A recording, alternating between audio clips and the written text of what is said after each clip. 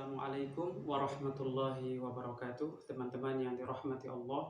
Pada kesempatan ini, saya tidak akan membahas tentang hukum rokok, karena hukum rokok, kalau kita browsing di Google atau kita lihat di YouTube, itu sudah banyak sekali para ulama, baik ulama yang ada di tanah air kita Indonesia, maupun ulama-ulama besar di negara-negara lain sudah membahas tentang hukum rokok. Yang ingin saya bahas kali ini adalah sebuah video menarik dan menurut saya agak janggal dan sedikit aneh, di mana ada seorang Habib, sebut saja nama beliau adalah Habib Bahar. Beliau ketika ditanya di salah satu podcast ya, ditanya kenapa tidak mimpi bertemu dengan Rasulullah SAW? Jawaban beliau adalah karena beliau masih merokok. Ini dia videonya ya, kita lihat dulu. Assalamualaikum, ya Habib, pernahkah bermimpi ketemu Rasulullah? Terima kasih Habib. Nggak pernah. Kenapa Habib? Karena rokok. Menarik ini ya. Jadi Habib Bahar katanya Karena rokok. belum pernah bermimpi bertemu Rasulullah ya, yang kakek beliau ya, istrinya itu ya, modelnya, karena beliau adalah zuriat Nabi Allah, karena rokok. Kok begitu Habib? Ini menarik. Karena rokok itu adalah yang paling dibenci oleh Nabi Muhammad. Walaupun saya perokok kuat. Sampai sekarang ini saya ini nggak betah karena nggak ngerokok. Makanya Habib kelihatan gelisah. Iya, karena nggak ngerokok.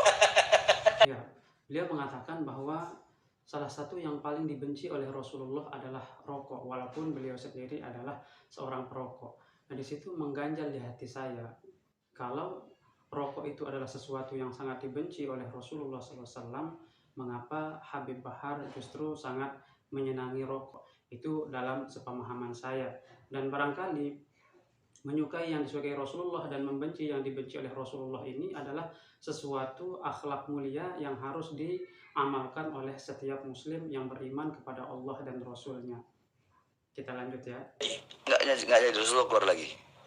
Oke. Habib Ali bertanya, ya Rasulullah,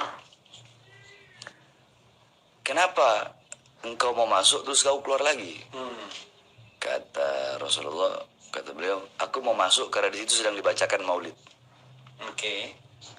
Tapi ketika aku mau masuk, ada orang yang di kantongnya ada tembakau, sehingga aku tidak mau masuk. Di kantong ada tembakau aja Nabi nggak mau, apalagi kita isep itu tembakau. Jadi Nabi paling benci dengan rokok. Itulah yang Itu menjadi Habib Ali dan Rasulullah itu jaraknya jauh. Jauh. Oke. Jauh. Ya ini karena mungkin kalau orang-orang yang adalah yang berbeda pendapat, ya mereka tidak akan mereka nggak bakal, wah itu nggak ada itu seperti itu. Cuma kan itu kan bisa kita pakai dalam fadhailul amal, bisa kita pakai tarhib, bisa kita pakai. Pertanyaannya, kenapa Habib nggak berhenti rokok? Nah, itu dia. Pertanyaannya. Tapi alhamdulillah, walaupun saya nggak pernah bermimpi bertemu Rasulullah, yang saya yakini bahwasanya penyebabnya adalah karena saya merokok. Tapi ada beberapa orang yang mimpi Rasulullah, yang dimana dalam mimpinya Rasulullah menyampaikan salam. Ya, di sini sangat jelas sekali ya. Habib Bahar menceritakan bahwa ada seorang wali yang mana makom kewaliannya ini sudah bisa melihat Rasulullah secara yaqozah. Yaqozah itu secara sadar, tidak lagi di alam mimpi.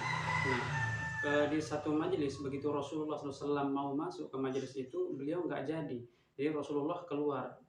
Pada saat ditanya Rasulullah kenapa tidak jadi masuk di majelis itu, padahal di situ sedang dibacakan maulid, kata beliau, Rasulullah SAW menjawab, tadinya saya mau masuk, tetapi karena saya melihat di situ ada, di dalam saku orang ini ada tembakau, jadi Rasulullah SAW tidak jadi masuk gara-gara itu. Artinya orang-orang ini masih tidak merokok, hanya saja sedang mengantongi tembakau saja. Rasulullah SAW tidak mau masuk ke tempat itu. Apalagi kalau di situ sudah rokoknya sudah dihisap ya, sudah banyak asapnya bergelimang di mana-mana gitu. Tentu Rasulullah mungkin tidak akan hadir ya pada saat itu tanpa mendatangi tempat itu.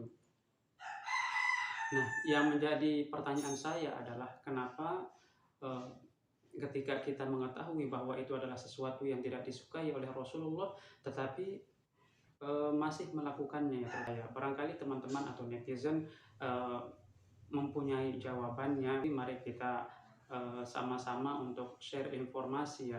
Tetapi di sini ada pelajaran lain yang bisa kita ambil dari penjelasan Habib Bahar ini, bahwa tempat-tempat yang bagus, artinya tempat-tempat yang di situ bisa hadir para malaikat, kemudian tempat-tempat yang bisa mendatangkan barakah seperti majelis ilmu, kemudian majelis zikir, atau tempat-tempat acara maulid dibacakan di situ maulid, sebaiknya pada saat berlangsungnya acara kita tidak